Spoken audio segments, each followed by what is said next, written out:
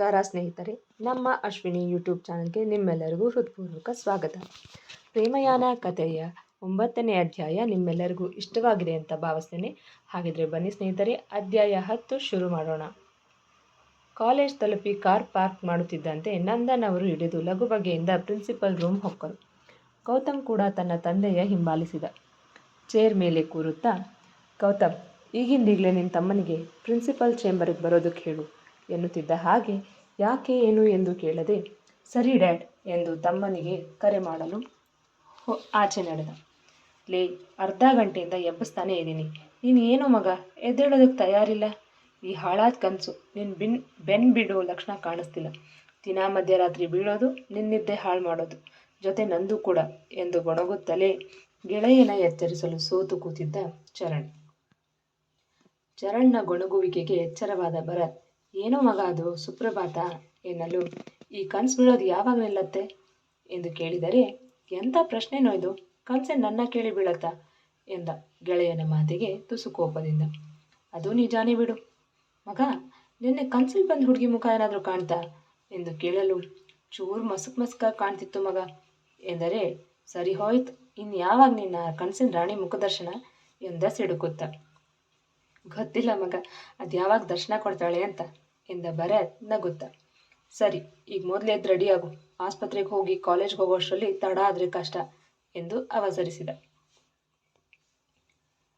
ಸರಿ, 10 ನಿಮಿಷ ಬಂದ್ಬಿಟ್ಟೆ ಎಂದು ಬಾತ್ರೂಮ್ ಹೊಕ್ಕಿದ್ದ. ಭರತ್ ಹೇಳಿದಂತೆ 10 ನಿಮಿಷಕ್ಕೆ ಸ್ನಾನ ಮಾಡಿ ಬಂದು ರೆಡಿಯಾಗಿ ಆಸ್ಪತ್ರೆ ಕಡೆ ಹೊರಟರು. ದಾರಿ ಮಧ್ಯೆ ಸಿಕ್ಕ ಗೂಡಂಗಡಿಯಲ್ಲಿ ಚಿತ್ರಾನ್ನ ತಿಂದು ಪ್ರಶಾಂತ್ಗೋಸ್ಕರ ರವೆ ಗಂಜಿ ಮಾಡಿಸಿಕೊಂಡು ಆಸ್ಪತ್ರೆ ಕಡೆ ಹೊರಟರು. ರಾಜಾರಾಮ್ ತಿಂಡಿ ತಿನ್ನುತ್ತಾ ಮಗಳಿಗೆ, ಬೇಬಿ, ನಿಮ್ಮ ಕಾಲೇಜ್ ಟ್ರಸ್ಟಿ ಅಂದರೆ ನನ್ನ ಗೆಳೆಯ ನಂದನ್ ಜೊತೆ ಮಾತಾಡಿದ್ದೀನಿ. ನಿನಗೆ ಈ ರೀತಿ ಮಾಡಿದ ಲೋಫರ್ಗೆ ಸರಿಯಾದ ಶಿಕ್ಷೆ ಕೊಡಬೇಕು ಅಂತ ಹೇಳಿದ್ದೀನಿ ಎನ್ನಲು, ನಿಜವಾಗ್ಲೂ ಡ್ಯಾಡಿ ಎಂದು ಖುಷಿಯಿಂದ ಕೇಳಿ, ಡ್ಯಾಡಿ, ಅವನಿಗೆ ಬರೀ ಶಿಕ್ಷೆ ಆದರೆ ಸಾಲದು, ಅವ್ನು ಮಾಡಿರೋ ಅವಮಾನಕ್ಕೆ ಇಡೀ ಕಾಲೇಜ್ ಮುಂದೆ ನನ್ನ ಕಾಲಿಗೆ ಬಿದ್ದು ಕ್ಷಮೆ ಕೇಳಬೇಕು ಎಂದಳು ದಿಮಾಕಿನಿಂದ. You don't worry baby, Jitu ಇದಾನಲ್ಲ, ಅವನು ಕೇಳಿಸ್ತಾನೆ ಬಿಡು ಎಂದರು ನಗುತ್ತ. Thank you daddy, thank you so much ಎಂದಳು ಖುಷಿಯಿಂದ. ನಂತರ ತಿಂಡಿ ತಿಂದು ಅಪ್ಪ ಮಗಳು ಇಬ್ಬರು ಕಾಲೇಜ್ ಕಡೆ ಮುಖ ಮಾಡಿದರು. ಆಸ್ಪತ್ರೆಗೆ ಪ್ರಶಾಂತ್ನ ಇದ್ದ ವಾರ್ಡ್ಗೆ ಬಂದರು ಗೆಳೆಯರಿಬ್ಬರು. ಗುಡ್ ಮಾರ್ನಿಂಗ್ ಪ್ರಶಾಂತ್ ಎಂದು ಎದ್ದು ಕೂರಲು ಸಹಾಯ ಮಾಡಿದ ಭರತ್. ನರ್ಸ್ ಬಂದು ಖಾಲಿಯಾಗಿದ್ದ ಸಲೈನ್ ತೆಗೆದು ಹೋದಳು. ಪ್ರಶಾಂತ್ 2 ದಿನದಲ್ಲಿ ಚೂರು ಚೇತರಿಸಿಕೊಂಡಿದ್ದ. ಅತಿ ಪ್ರಯಾಸದಿಂದ, ಮಗ, ಮುಖ ತೊಳ್ಕೊಳ್ತೀನಿ ಎನ್ನುತ್ತಿದ್ದ ಹಾಗೆ, ಓ 1 ನಿಮಿಷ ಎಂದು ಚರಣ್ಗೆ ಬ್ರಷ್ ಮತ್ತೆ ಪೇಸ್ಟ್ ಜೊತೆಗೆ ಸೋಪ್ ತರೋದಕ್ಕೆ ಹೇಳಿದ ತಕ್ಷಣ ಚರಣ್ ಆಚೆ ನಡೆದ. ಭರತ್ ಪ್ರಶಾಂತ್ನ ಹಣೆ ಸವರಿ, ಆರಾಮ ಅನಿಸ್ತಿದ್ಯಾ ಎಂದು ಕೇಳಲು, ಈಗ ಪರವಾಗಿಲ್ಲ ಮಗ ಎಂದ ಮುಖದಲ್ಲಿ ನಗು ಹೊತ್ತು. ಚರಣ್ ಪೇಸ್ಟ್, ಬ್ರಷ್, ಸೋಪ್ ತರುತ್ತಿದ್ದ ಹಾಗೆ ನರ್ಸ್ ಕೇಳಿ ಮುಖ ತೊಳೆಯಲು ಪುಟ್ಟ ವಾಶ್ ಬೇಸಿನ್ ತೆಗೆದುಕೊಂಡು ಭರತ್ ಪ್ರಶಾಂತ್ಗೆ ಬ್ರಷ್ ಮಾಡಿಸಲು, ಬೇಡ ಮಗ, ನಾನೇ ಹಲ್ಲುಜ್ತೀನಿ ಎಂದವನ ಮಾತಿಗೆ, ಪರವಾಗಿಲ್ಲ ಕಣೋ, ಬಾಯಿ ತೆಗಿ ಎಂದಾಗ ಪ್ರಶಾಂತ್ ಬಾಯಿ ತೆರೆದ ಕೂಡಲೇ ಭರತ್ ತಾನೇ ಅವನ ಹಲ್ಲುಜ್ಜಿಸಿ ಮುಖ ತೊಳೆದು ತನ್ನ ಕರ್ಚೀಫ್ನಿಂದ ಮುಖ ಒರೆಸಿ ಗಂಜಿ ಕುಡಿಸಿ ಮಾತ್ರೆ ಕೊಟ್ಟ. ಚರಣ್ ಇದನ್ನು ನೋಡಿ, ಮಗ, ಈ ದೃಶ್ಯ ನೋಡ್ತಿದ್ರೆ ನನಗೇನು ಅನ್ನಿಸ್ತಿದೆ ಗೊತ್ತಾ ಎಂದಾಗ ಭರತ್ ಮತ್ತು ಪ್ರಶಾಂತ್, ಏನನ್ನಿಸ್ತಿದೆ ಎಂದು ಕೇಳಲು, ಏಟಾಗ ಆಸ್ಪತ್ರೆಯಲ್ಲಿ ಅಡ್ಮಿಟ್ ಆದ ಗಂಡನಿಗೆ ಹೆಂಡತಿ ಹಲ್ಲುಜ್ಜಿಸಿ ಮುಖ ತೊಳೆದು ತನ್ನ ಸೀರೆ ಸೆರಗಿನಿಂದ ಗಂಡನ ಮುಖ ಒರೆಸಿ ಗಂಜಿ ಕುಡಿಸಿ ಮಾತ್ರೆ ನುಂಗಿಸಿ ಸೇವೆ ಮಾಡೋ ಥರ ಕಾಣಿಸ್ತಿದೆ ಎಂದು ಕಿಸಕನೆ ನಗಲು, ಅವನ ಮಾತು ಕೇಳಿ ನೋವಿನಲ್ಲೂ ಪ್ರಶಾಂತ್ ಮುಖದಲ್ಲಿ ನಗು ಅರಳಿದರೆ ಭರತ್ಗೆ ಕೋಪ ಬಂದಿತು. ಮಗನೇ, ಹೆಂಡತಿ ಗಂಡನಿಗೆ ಸೇವೆ ಮಾಡೋ ಥರ ಕಾಣಿಸ್ತಿದ್ದೀನಾ ನಾನು ನಿನಗೆ? ಇಂಥ ಸೀರಿಯಸ್ ಟೈಮಲ್ಲೂ ಜೋಕ್ ಕಟ್ ಮಾಡೋ ಖಯಾಲಿ ಅಲ್ವಾ? ಮಗನೇ, ಮಾಡ್ತೀನಿ ತಡಿ ನಿನಗೆ ಎಂದು ಬಗ್ಗಿಸಿ ಬೆನ್ನಿಗೆ ಗುದ್ದುತ್ತಿದ್ದರೆ ಚರಣ್ಗೆ ಜೋರು ನಗು ಬರುತ್ತಿತ್ತು. ಚರಣ್ ಬೆನ್ನಿಗೆ 2 ಏಟು ಗುದ್ದಿ, ನೀನಿಲ್ಲೇ ಇರು, ನಾನು ಹೋಗಿ ಹಣ್ಣಿನ ಜ್ಯೂಸ್ ಮತ್ತು ಎಳ್ನೀರು ತೊಗೊಂಡು ಬರ್ತೀನಿ ಎಂದು ಆಚೆ ನಡೆದ. ಸ್ವಲ್ಪ ಹೊತ್ತಿಗೆ ಭರತ್ ಪ್ರಶಾಂತ್ಗಾಗಿ ಹಣ್ಣಿನ ಜ್ಯೂಸು ಮತ್ತು ಎಳೆನೀರು ಹಿಡಿದು ವಾರ್ಡ್ ಒಳಗೆ ಹೋಗಬೇಕು. ಅವನ ಫೋನ್ ರಿಂಗ್ ಆಗಿತ್ತು. ಜೇಬಿನಿಂದ ಫೋನ್ ತೆಗೆದು ನೋಡಲು, ಅರೆ ಬ್ರೋ ಕಾಲಿಂಗ್, ಏನಿಷ್ಟು ಬೆಳಗ್ಗೆ ಕಾಲ್ ಮಾಡಿದ್ದಾರೆ ಎಂದು ರಿಸೀವ್ ಮಾಡಿ ಕಿವಿಗಿಟ್ಟುಕೊಂಡು, ಹಲೋ ಹೇಳು ಬ್ರೋ, ಬೆಳಗ್ಗೆ ಕಾಲ್ ಮಾಡಿದ್ದೀಯಾ ಎನ್ನಲು, ಭರತ್, ತುಂಬ ಸೀರಿಯಸ್ ಮ್ಯಾಟರ್, ಈ ಕೂಡಲೇ ಕಾಲೇಜಿಗೆ ಬಾ, ಚೇಂಬರ್ನಲ್ಲಿ ಕಾಯ್ತಿರ್ತೀನಿ ಎಂದಾಗ, ವಾಟ್ ಹ್ಯಾಪನ್ ಬ್ರೋ, ಇಷ್ಟು ಅರ್ಜೆಂಟಾಗಿ ಬರೋದಕ್ಕೆ ಹೇಳ್ತಿದ್ದೀಯಾ ಎಂದರೆ, ಕಾಲೇಜಲ್ಲಿ ನೀನೇನು ಮಾಡಿದ್ಯಾ ಅಂತ ಗೊತ್ತಿಲ್ವಾ ನಿನಗೆ? ತೀಕ್ಷ್ಣವಾಗಿತ್ತು ಆ ಕಡೆಯಿಂದ ತೂರಿ ಬಂದ ಮಾತುಗಳು. ಬ್ರೋ ಎಂದು ಮೌನವಾದ ಭರತ್.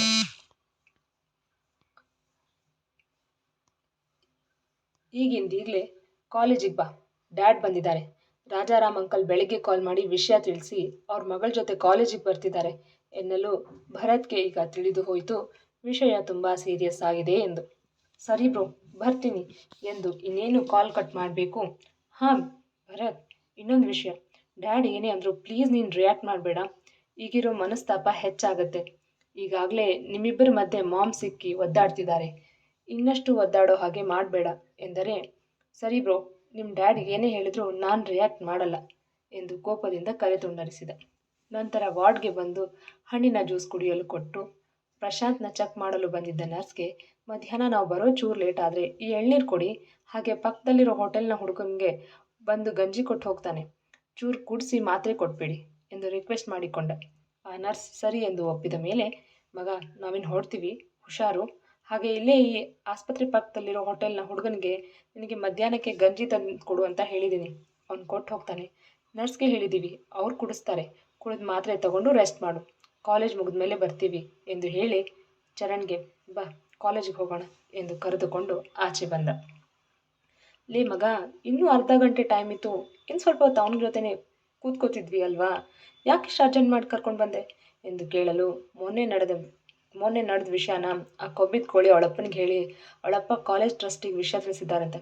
ಅದಕ್ಕೆ ಪ್ರಿನ್ಸಿಪಲ್ ಕಡೆಯಿಂದ ಕಾಲ್ ಬಂದಿತ್ತು, ವಿಷಯ ತುಂಬ ಸೀರಿಯಸ್ ಆಗಿದೆ, ತಕ್ಷಣ ಕಾಲೇಜಿಗೆ ಬಾ ಅಂತ ಕಾಲ್ ಮಾಡಿದರು. ಅದಕ್ಕೆ ನಿನಗೆ ವಿಷಯ ಹೀಗೆ ಅಂತ ತಿಳಿಸ್ದೆ ಆಚೆ ಕರ್ಕೊಂಡು ಬಂದು ಹೇಳಿದ್ದು ಎಂದರೆ, ಏನೋ ಮಗ ಇದು ಹೀಗಾಯಿತು, ನಾನು ಅವತ್ತೇ ಪಡ್ಕೊಂಡೆ, ಕೇಳಿದ್ಯಾ ನನ್ನ ಮಾತನ್ನ, ನಮಗೆ ದೊಡ್ಡವರು ಈ ಶ್ರೀಮಂತರ ಸಹವಾಸ ಬೇಡ ಅಂತ, ಈಗ ನೋಡು ಏನಾಗಿದೆ ಅಂತ ಎಂದು ಆತಂಕದಿಂದ ಹೇಳಲು, ಈಗ ಏನಾಯಿತು ಅಂತ ಇಷ್ಟೊಂದು ಟೆನ್ಷನ್ ಮಾಡ್ಕೊಳ್ತಿದ್ಯಾ, ಅನ್ಯಾಯ ಮಾಡಿ ಅವರೇ ಅಷ್ಟು ಧೈರ್ಯವಾಗಿರಬೇಕಾದ್ರೆ ಇನ್ನು ನಾವು ನ್ಯಾಯವಾಗಿರೋರು ಇನ್ನೆಷ್ಟು ಧೈರ್ಯವಾಗಿರಬೇಡ ಹೇಳು ಎಂದರೆ, ಅವಳಿಗೆ ಏನು ಮಾಡೋದಕ್ಕೂ ಹೇಸಲ್ಲ ಕಣೋ ಎಂದ. ಅವಳು ಸೇರು ಅಂದರೆ ನಾನು ಸವಾ ಸೇರು, ಅದೇನಾಗುತ್ತೋ ಆಗಲಿ, ನಾನು ನೋಡೇ ಬಿಡ್ತೀನಿ ಎಂದು ಬೈಕ್ ಸ್ಟಾರ್ಟ್ ಮಾಡಿದ. ಚರಣ್ ಬೈಕ್ ಏರಿ ಕೂರ್ತಿದ್ದ ಹಾಗೆ ಸ್ಪೀಡಾಗಿ ಬೈಕ್ ಚಲಾಯಿಸಿದ ಕಾಲೇಜ್ ಕಡೆಗೆ. ಗೌತಮ್ ಕಾಲ್ ಮಾಡಿದ್ಯಾ ನಿನ್ನ ತಮ್ಮನಿಗೆ ಎಂದು ಒಳ ಬರುತ್ತಿದ್ದ ಮಗನ ಕೇಳಿದರು ನಂದನ್. ಹ್ಞೂ ಡ್ಯಾಡ್, ಮಾಡಿದ್ದೆ, ಇನ್ನೇನು ಬರಬಹುದು ಎಂದ. ನಂದನ್ ಅವರಿಗೆ ಭರತ್ ಮಾಡಿದ ಕೆಲಸದಿಂದ ಗೆಳೆಯನ ಮುಂದೆ ತಲೆ ತಗ್ಗಿಸುವ ಪರಿಸ್ಥಿತಿ ಬಂತು ಎಂದು ತುಂಬ ಬೇಸರ ಮತ್ತು ಕೋಪ ಬಂದಿತು. ಆದರೆ ಒಂದು ಒಳ್ಳೆಯ ವಿಷಯವೇನೆಂದರೆ ಭರತ್ ನಂದನ್ ಅವರ ಮಗ ಎಂದು ಅವರಿಗೆ ತಿಳಿದಿರಲಿಲ್ಲ. ಇವರು ಬಂದ 10 ನಿಮಿಷಕ್ಕೆ ರಾಜಾರಾಮ್ ತಮ್ಮ ಮಗಳು ಭರಣಿಯ ಜೊತೆ ಪ್ರಿನ್ಸಿಪಲ್ ಚೇಂಬರ್ಗೆ ಬಂದರು. ಗೆಳೆಯನ ನೋಡಿ ನಂದನ್ ಅವರು ಅಪ್ಪಿ ಅವರ ಕುಶಲೋಪರಿ ವಿಚಾರಿಸಿ ಕೂತ್ಕೊಳ್ಳೋದಕ್ಕೆ ಹೇಳಿದರು. ಹೀಗಾಗಿದೆ ಅಂತ ಗೊತ್ತಾಗ್ತಿದ್ದ ಹಾಗೆ ಆ ರಾಸ್ಕಲ್ಗೆ ಸಿಗದ ಹಾಕೋಷ್ಟು ಕೋಪ ಬಂದಿತ್ತು.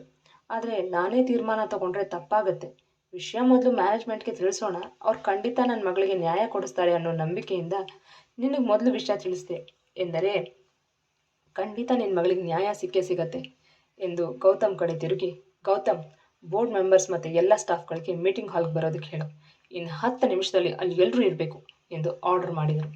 ಡ್ಯಾಡ್, ಈ ವಿಷಯನ ಇಲ್ಲೇ ಇತ್ಯರ್ಥ ಮಾಡ್ಬೋದಲ್ವಾ ಎಂದು ತನ್ನ ತಂದೆಯ ಕಿವಿ ಬಳಿ ಬಾಗಿ ಮೆಲುವಾಗಿ ನುಡಿದ. ಡೂ ವಾಟ್ ಐಮ್ ಸೆಡ್ ಎಂದು ಗುಡುಗಿದರು. ಎಸ್ ಸರ್ ಎಂದು ಪಿಯೂನ್ ಕರೆದು ಎಲ್ಲ ಲೆಕ್ಚರರ್ಗೆ ಮೀಟಿಂಗ್ ಹಾಲ್ಗೆ ಬರೋದಕ್ಕೆ ಹೇಳು ಎಂದು ಹೇಳಿ ಕಳುಹಿಸಿದ. ಹಾಗೆ ಕರೆ ಮಾಡಿ ಬೋರ್ಡ್ ಮೆಂಬರ್ಸ್ಗೂ ಬರೋದಕ್ಕೆ ಹೇಳಿದ. ಬಂದ ಗೆಳೆಯನಿಗೆ ಕಾಫಿ ಆತಿಥ್ಯ ಮಾಡಿಸಿದರು ನಂದನ್. ಅರ್ಧ ಗಂಟೆ ಅಷ್ಟರಲ್ಲಿ ಎಲ್ಲ ಲೆಕ್ಚರ್ಸ್ ಮತ್ತು ಬೋರ್ಡ್ ಮೆಂಬರ್ಸ್ ಮೀಟಿಂಗ್ ಹಾಲ್ಗೆ ಬಂದು ಸೇರಿದರು. ಭರತ್ ಮತ್ತು ಚರಣ್ ಕೂಡ ಕಾಲೇಜ್ಗೆ ಬಂದು ಬೈಕ್ ಪಾರ್ಕ್ ಮಾಡಿ ತನ್ನ ಅಣ್ಣನಿಂದ ಬಂದ ಮೆಸೇಜ್ ನೋಡಿ ಮೀಟಿಂಗ್ ಹಾಲ್ ಕಡೆ ನಡೆದ. ನಂದನ್ ಮತ್ತು ರಾಜಾರಾಮ್ ಭರಣಿ ಕೂಡ ಮೀಟಿಂಗ್ ಹಾಲ್ ತಲುಪಿದ್ದರು. ರಾಜಾರಾಮ್ ಅವರಿಗೆ ವಿಷಯ ಹೇಳುವಂತೆ ನಂದನ್ ಅವರು ಸನ್ನೆ ಮಾಡಿದರು. ರಾಜಾರಾಮ್ ಅವರು ಸೂಕ್ಷ್ಮವಾಗಿ ನಡೆದ ವಿಷಯವನ್ನು ಎಲ್ಲ ಲೆಕ್ಚರರ್ಸ್ ಮತ್ತು ಬೋರ್ಡ್ ಮೆಂಬರ್ಸ್ ಮುಂದೆ ಹೇಳಿ, ಈ ರೀತಿ ನಿಮ್ಮ ಕಾಲೇಜಲ್ಲಿ ನಡೆದ್ರು, ಈ ವಿಷಯ ಯಾರೂ ಅಷ್ಟು ಸೀರಿಯಸ್ ಆಗಿ ತಗೊಳ್ಳದೆ ಸುಮ್ಮನೆ ಇದ್ದರೆ ಮುಂದೆ ಬೇರೆ ವಿದ್ಯಾರ್ಥಿಗಳಿಗೆ ಹೀಗಾಗಲ್ಲ ಅಂತ ಏನು ಗ್ಯಾರಂಟಿ? ಈ ರೀತಿ ಮಾಡೋ ಪುಂಡ್ರಿಗೆ ಸರಿಯಾದ ಶಿಕ್ಷೆ ಆಗಬೇಕು. ಆ ಬ್ಲಡಿ ರಾಸ್ಕಲ್ಗೆ ಈ ಕಾಲೇಜ್ನಿಂದಾನೇ ಬಹಿಷ್ಕಾರ ಹಾಕಬೇಕು. ಹಾಗೆ ನನ್ನ ಮಗಳ ಹತ್ರ ಕ್ಷಮೆ ಕೇಳಬೇಕು ಎಂದರು ರಾಜಾರಾಮ್. ಮುಂದುವರಿಯುವುದು. ಕೇಳಿದ್ರಲ್ವಾ ಸ್ನೇಹಿತರೆ, ಪ್ರೇಮಯಾನ ಕಥೆಯ 10ನೇ ಅಧ್ಯಾಯ. ಈ ಸಂಚಿಕೆ ನಿಮಗೆ ಇಷ್ಟವಾಗಿದ್ದರೆ ಒಂದು ಲೈಕ್ ಕೊಡಿ, ನಿಮ್ಮ ಅಭಿಪ್ರಾಯವನ್ನು ಕಮೆಂಟ್ನಲ್ಲಿ ತಿಳಿಸಿ. ಹಾಗೆ ಇನ್ನೂ ಯಾರೆಲ್ಲ ನಮ್ಮ ಚಾನಲ್ ಸಬ್ಸ್ಕ್ರೈಬ್ ಮಾಡಿಲ್ವೋ ಈಗಲೇ ಸಬ್ಸ್ಕ್ರೈಬ್ ಮಾಡ್ಕೊಳ್ಳಿ. ಪಕ್ಕದಲ್ಲಿರೋ ಬೆಲ್ ಐಕಾನ್ ಒತ್ತೋದನ್ನು ಮರಿಬೇಡಿ. ಹಾಗೆ ಮುಂದಿನ ಅಧ್ಯಾಯದಲ್ಲಿ ಮತ್ತೆ ಸಿಗೋಣ. ಧನ್ಯವಾದಗಳು.